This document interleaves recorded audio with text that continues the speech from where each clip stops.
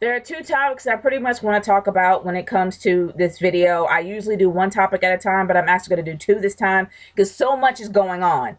Number one, my first topic is about the Stone Cold Paul Levesque podcast.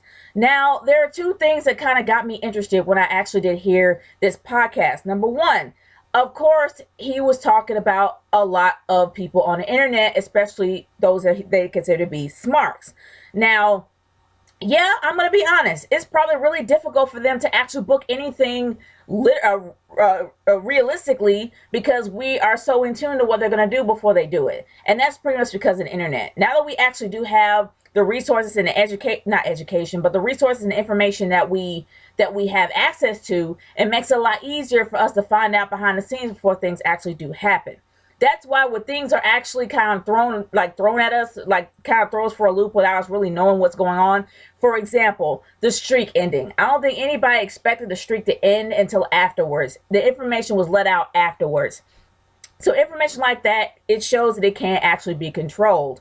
But in the end, it kind of makes me sad, the fact that he was kind of pulling that route, trying to I'm not going to say he was blaming the smarks, but it just seems like it was kind of geared in that direction, maybe indirectly.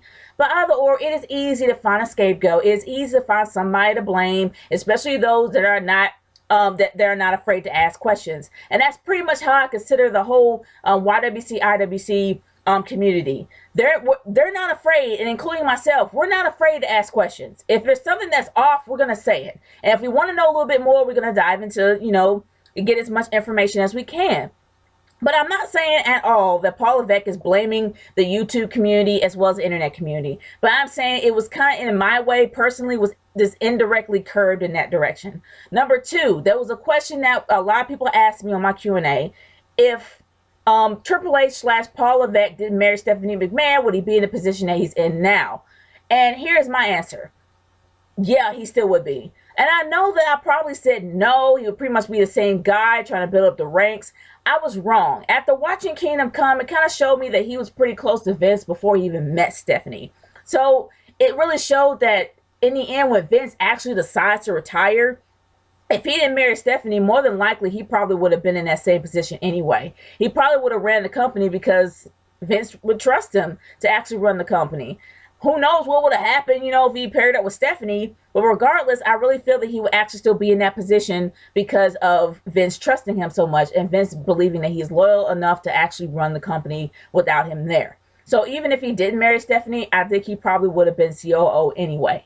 But moving on from that aspect, from the podcast, on down to what I just heard on OK Fave's video. Now, OK Fave actually did leave a video on my Wrestling Fan Nation page for those that actually do want to find out. And I will actually leave a link to his YouTube channel down in the description box below for those that want to check him out. And he's a great guy, so definitely check him out. He'll have you in stitches.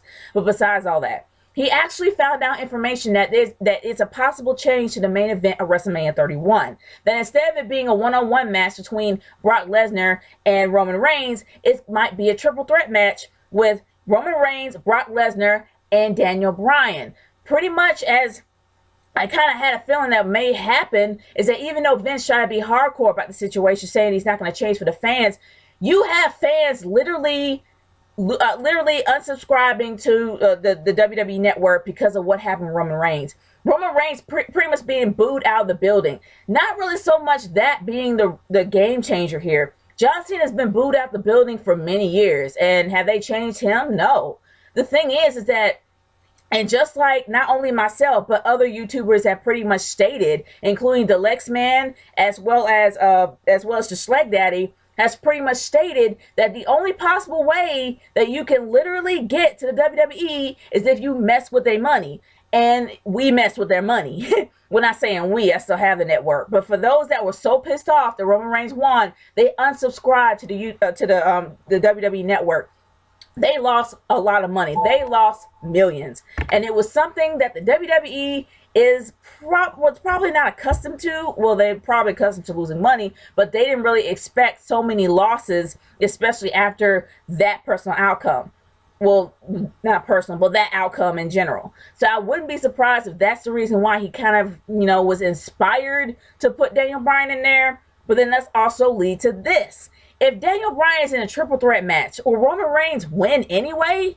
No. If they have learned their lesson, and I hope they do, Roman Reigns shouldn't even be affiliated in this match at all. But the messed up part is that, yeah, you gave him the opportunity to win the Royal Rumble. You got to give him his shot. Even though it makes no sense to have him in there at all, because technically it's going to be between Brock Lesnar and Daniel Bryan. Roman Reigns is not even going to be an issue in this match at all. I doubt he's going to win, because if he wins, everybody gets pissed.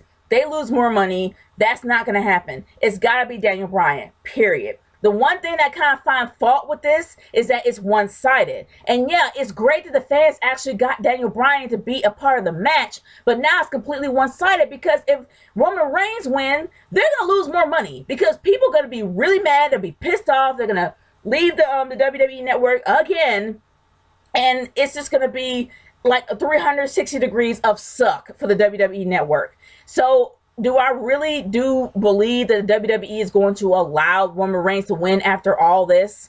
No. So why even have him in the match? Why have him even set up to even be a part of the Rumble? Yeah, it's a huge insult to him, because it's not his fault. It's not his fault that the booking was bad. It's not his fault that the writing was bad. It's not his fault for him to be in that position. He just was. So honestly, if you were in his shoes, you would be like, thank you. I win the Rumble, awesome. And you will go on, win the Rumble, and make your career get higher than it already is. But hey, unfortunately, everybody wanted Daniel Bryan. He ended up getting the Raw end of the deal, and now he's going to get even bigger Raw end of the deal, because he is not going to win the Rumble at all, period. We just know this. And if he does, no, it would not be great for WWE. So in my humble opinion, even having him involved in this match is an insult, because it's like a lose-lose for him. It was a lose-lose because he lost. It was a lose for him when he won the Rumble because people booed him. And it's even a bigger lose now because we know he's not going to win the main event. So all I can say is this: they better make it good, because if it's not good, then it's going to mess up his career. If it is good, at least he has that. At least he can say, I was a part of WrestleMania. I was a part of the match. I didn't win, but it was a great match. And I'm hoping that they do that for him. But guys, I want to hear your thoughts about these two topics. What are your thoughts about the whole Stone Cold Paul Levesque podcast, as well as the possibility of a main event change? Leave a comment in the comment section below, or send me a video response on what you guys think and how you feel about these two situations. And also, check out OK Fabe. The guy is awesome, and he's hilarious. Not to mention, he has really, really great, really great videos. So definitely check him out. And I will leave his YouTube channel in the description box below. It's Nature Girl 30 signing off. Peace out. Later.